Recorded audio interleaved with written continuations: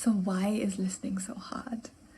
I actually think that listening is quite a challenging and vulnerable thing to do. And there are a couple of reasons I've noticed. One is that sometimes one can feel very self-conscious while listening to another person. It's like, am I doing it right? You know, am I really, like, do I have my listening chops, right? In NVC communities, you talk about this as like, you know, whether you have your giraffe ears on. And the focus of attention is actually on you and your expertise, your capacity, your skills.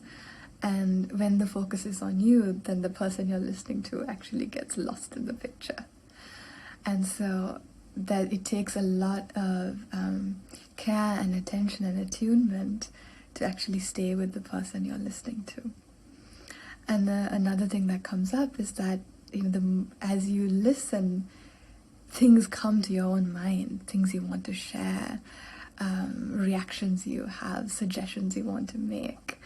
And it's very tricky, I think, to temporarily at least suspend these things and stay with the other person. And so this is one issue that I came across in training people with how to listen. Now, another thing that's come up in my workshops, in my coaching, is that once you actually get a deeper understanding of a person's needs, what do you do then? So in anthropology, we spend many years doing ethnography and really understanding, you know, what is happening within a community from their perspective rather than our own. But the challenge that happens afterwards is, what do you do with that knowledge? Usually it goes into publications and anthropologists write really deep and profound books. And yet there is this feeling, this uneasy feeling that I've gained this knowledge, but how is that knowledge going to then serve the communities that I worked with?